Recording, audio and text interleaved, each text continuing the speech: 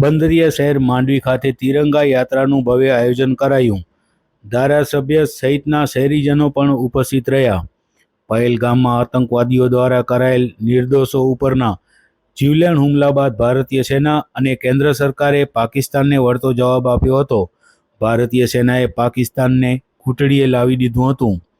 ભારતીય જવાનો દ્વારા આતંકવાદીઓને યુદ્ધમાં નષ્ટ કરી પાકિસ્તાને કરારો જવાબ આપ્યો હતો. ત્યારે સમગ્ર દેશ ભારતની ત્રણેય સેનાને બિરદાવવા આજે માંડવી શહેર ખાતે તિરંગા યાત્રાનું ભવ્ય આયોજન કરાયું હતું. આજે માંડવીના શ્યામજી કૃષ્ણ વર્મા પ્રતિમાથી માંડવી મહિલા બાગ સુધી તિરંગા યાત્રાનું ભવ્ય આયોજન કરાયું હતું.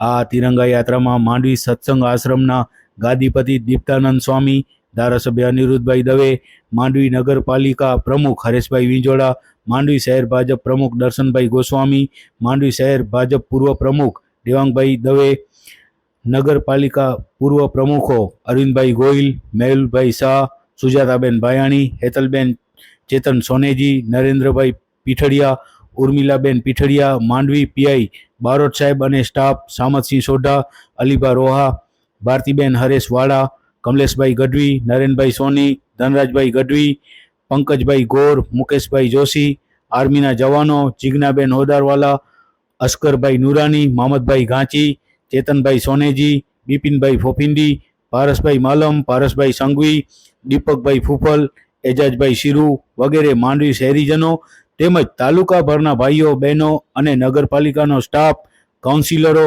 માંડવીના વેપારીઓ વગેરે આ તિરંગા યાત્રામાં મોટી સંખ્યામાં જોડાયા હતા. જય હિન્દ, વંદે માતરમ, ભારત માતા કી જયના નારાઓથી માંડવી શહેર ગાજી ઉઠ્યો હતો.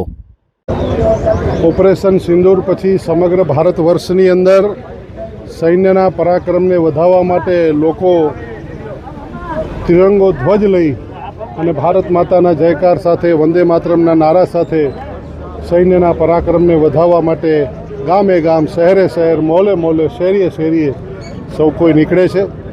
આ સૈન્યએ દેશના વડાપ્રધાન માનનીય નરેન્દ્રભાઈ મોદી સાહેબના નેતૃત્વમાં જે પરાક્રમ કરી બતાવ્યું અને આપણા ભારતીય ધ્વજની આન બાન અને શાનમાં જે વધારો કર્યો છે એના ઉત્સાહના ભાગરૂપે લોકો સૌ જોડાઈને એ તિરંગા યાત્રામાં નીકળે છે.